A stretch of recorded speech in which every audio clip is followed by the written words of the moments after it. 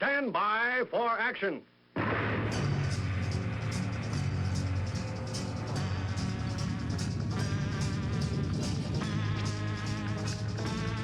Thanks for joining me. My name is Dave Miller. I am the Unpleasant Blind Guy. This show is titled Speech, spelled backwards. Now, why would I do that, other than the fact I'm beginning to run out of names for shows? Well, it's because I've always believed in defending speech, even speech that I might find distasteful. And such is certainly the case with the main story I have for this program. I'm going to begin with an article by Jessica Mazzola of New Jersey Advanced Media for NJ.com, part of the Newark Star Ledger. This was updated June the 24th, 2017. Headline: College defends firing professor after Fox News appearance. Newark. Weeks after an adjunct professor was suspended in the wake of a raucous appearance on a Fox News television show, the college's president is speaking out about the school's decision to fire her. In a statement released Friday night, newly appointed Essex County College President Anthony Munro said the school received complaints about adjunct communications professor Lisa Durden after her June 6 appearance on Tucker Carlson Tonight.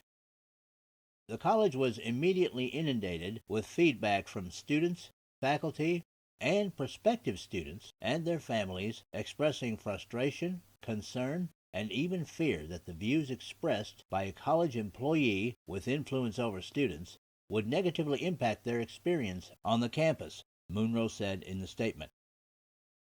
I fully believe that institutions of higher learning must provide a safe space for students. I'll stop here to say, ugh, and continue. The character of this institution mandates that we embrace diversity, inclusion, and unity. Racism cannot be fought with more racism. The controversy began after Durden's appearance, during which she defended the Black Lives Matter movement's decision to host a Memorial Day celebration in New York City, to which only black people were invited. On the show, Durden's comments included, "You white people are angry because you couldn't use your white privilege card to get invited to the Black Lives Matter's All-Black Memorial Day celebration, and we want to celebrate today. We don't want anybody going against us today." Durden said that although she did not identify herself as affiliated with Essex County College on the show, she was forced to cancel her classes and abruptly suspended 2 days later, a process she likened to a public lynching. I'll stop here to say that this Durden individual seems to eat, drink, sleep, and live victimhood. Anything that's wrong in her life, she blames on racism. Any character flaws, she blames on racism. If she stubs her toe in the morning on the way to the bathroom, she blames it on racism. This is an individual that not only needs a closer walk with God and a reality check, but who probably needs a little fun in her life. My guess is that even if someone happens to be the color that she likes, she must be completely dire and depressing to be within 20 miles of. To continue. In the statement, Munro acknowledged that Durden's appearance on the show did not mention the college, but said, her employment with us and potential impact on students required our immediate review into what seemed to have become a very contentious and divisive issue. Munro said the school suspended her with pay for 6 working days, and after a public meeting at which Durden addressed the school's board on June the 20th, she was fired. The college affirms its right to select employees who represent the institution appropriately and are aligned with our mission, Munro said, while noting it supports and affirms the right of free speech and independent views and expressions of those views for our faculty and staff. And I'll stop here to say, given the college's actions, that's debatable. To continue. In a phone interview Friday, Durden said she has received a lot of support from other staff members and students, but compared her experience to a rape victim who is blamed for the crime and a person who returns from war to a hostile environment. Now, I have to stop here, folks, to say that you're going to hear later on what she considers quote-unquote war to be. It's not what the rest of us consider it to be. To continue, the Newark resident said she thought living in a, quote, black and brown city, unquote, and working for a, quote, black and brown college, end quote, she would be supported after a trying appearance on Fox News. I've got to stop here to say that this is yet more proof of the depth of Durden's racism. While there are colleges and universities that were primarily set up to accommodate black students in this country, this is 2017. Today, everyone has an equal shot, if they qualify academically, to enter any institution of higher learning. And for people who have chosen to toss racism aside, there are no black and brown cities, nor are there white cities, nor Asian cities. There are just American cities. To continue, it should be a safe place for me, she said of Essex County College. I thought when I came home from war I would be safe. Instead, she said, I was fired.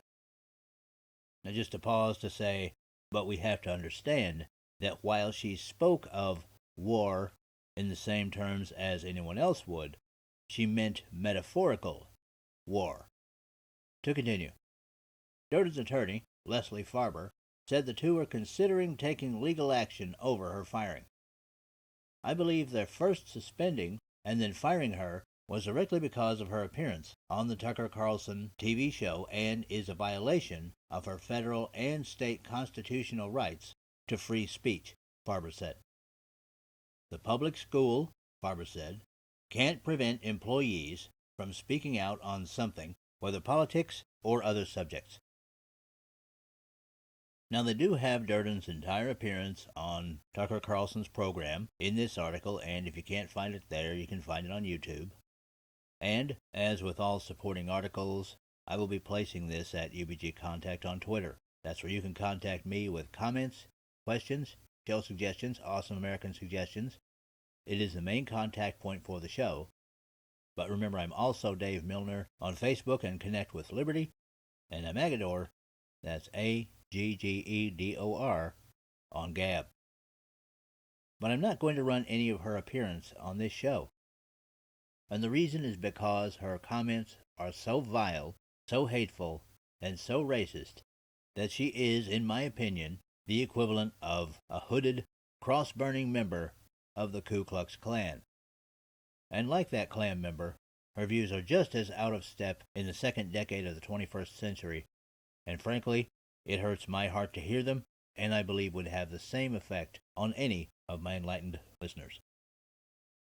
The task before us is to continue to come together and resolve the problems of racism as one people, not to balkanize ourselves in armed camps as one side defends itself and even begins to counterattack while another side seeks perpetual payback. That way lies madness and destruction for our society. But I'm going to surprise some of you guys and say that Durden should not have been fired for her appearance on Fox News. As I've said before, and as I will continue to say, it is my belief that the founders of this country considered free speech to be infinite. Ms. Durden's expressed opinions on Tucker Carlson's program did not impede anyone from going about their daily business. It didn't destroy anyone's property, and it did physical harm to no one. Therefore, in my opinion, as reprehensible as it was, and as misrepresentative of modern America as it is not something that should be punished by her employer. I'll make an admission I'm not proud of. When I first saw the news that Durden had been fired, I said to myself, good. And then I had to back myself up, and I felt ashamed. Because guaranteed, she, and those who think like her, and their leftist rulers would have not one single qualm in trying to suppress my speech and that of almost anyone right of center. In fact, they do it all the time. Go back and listen to my show, Decency. Jim Devine, New Jersey Democratic operative and all-around horses behind, blamed the progressive terrorist attack in Alexandria on speech expressed by members of the Republican Party. People, as conservatives, if we are going to claim that our worldview is a liberating force, we have to act like it. And we have to live by it. And now it's time for something quite a bit more palatable, an Also American segment. Yes. Now this time's Also American is a little bit unusual. I like to do these segments on ordinary people in the United States of America. People who are doing courageous, patriotic, or charitable things with their own resources, however small, and setting examples others can follow. I rarely use celebrities or sports figures because, frankly, they get enough of the limelight as it is. But I'm making an exception this time in the case of Keyshawn Johnson. Here's a short piece by Black Adam Scheffer from TotalProSports.com, dated June the 22nd, 2017. Headline: Keyshawn Johnson yanks son from Nebraska football team after weed bust so he can mature for 6 months. The former NFL All-Pro wide receiver went into full parent mode when he pulled his son, Keyshawn Johnson Jr., off the Nebraska football team, possibly temporarily, after the wide receiver was busted for weed in his college dorm. Keyshawn Johnson Jr., one of the most touted wide receiver recruits in the entire nation, was cited for marijuana possession after university police found pot and drug paraphernalia in his dorm. Keyshawn Sr., who played in the NFL for 11 years, confirmed that his son is taking an extended leave of absence from the football program to mature for 6 months. I never asked him, Johnson Sr. said, referencing his son. At the end of the day, I don't think that decision was in his hands. He squandered that decision. He still wants to play football, and he wants to play for Nebraska.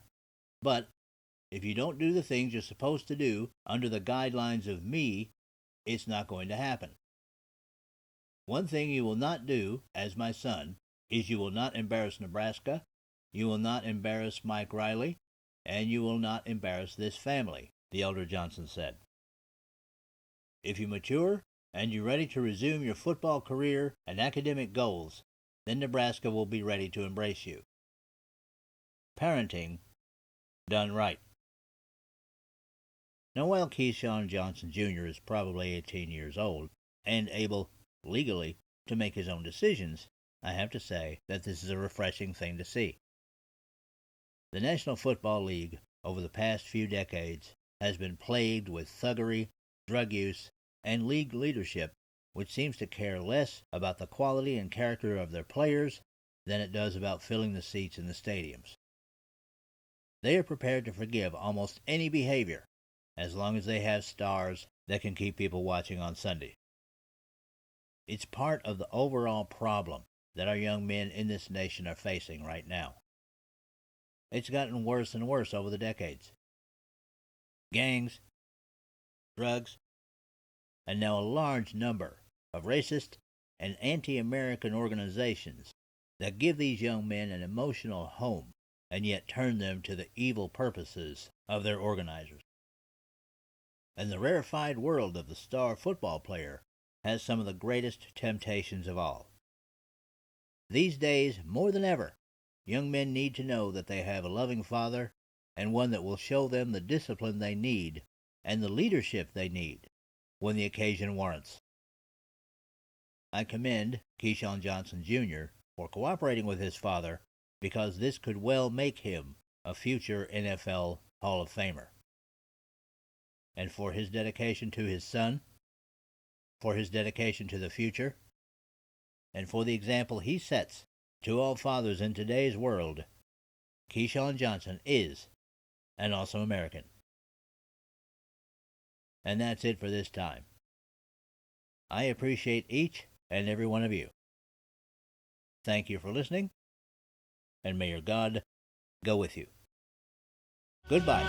The Unpleasant Blind Guy is copyright 2017. Anno Domini.